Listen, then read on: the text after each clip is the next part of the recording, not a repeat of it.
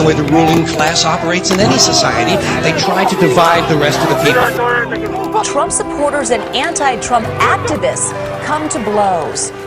They keep the lower and the middle classes fighting with each other so that they, the rich, can run off with all the fucking money. The high prices that we're seeing at gas stations, stores, in many cases are high because corporations are choosing to keep them high. BlackRock and other Wall Street firms which seek to buy as much single-family housing as possible to turn America into a nation of renters. That the government should be involved in the censorship of what turns out to be true information. The FBI and the DHS and companies like Twitter and Facebook. Today, you have to question the algorithm, and that is a staggering amount of power in the hands of these technology companies. Microplastics are everywhere, and turns out they're swirling around in our atmosphere too. A new disturbing study was released just this month, the report by the University of Stockholm saying that rainwater is no longer safe to drink anywhere on Earth. So here we are at Eagle Pass. This is kind of where it starts, Elon. Okay. Where you see, all these thousands of people on a train.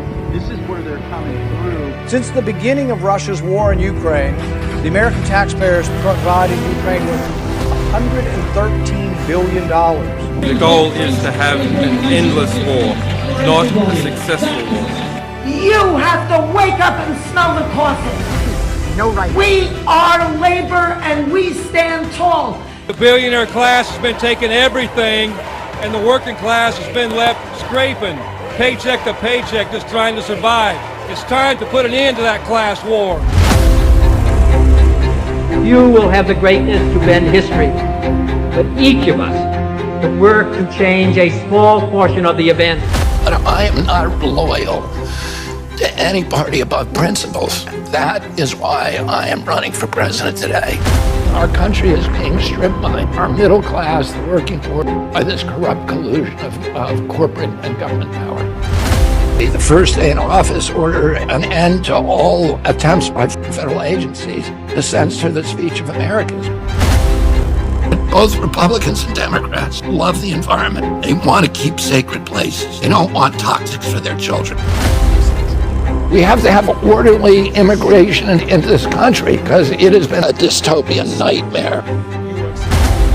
As long as our major exports are weapons in war, we will never have a middle class in this country. Our country is being ransacked, and the people who are ransacking it, their best interest is to have us all fighting each other.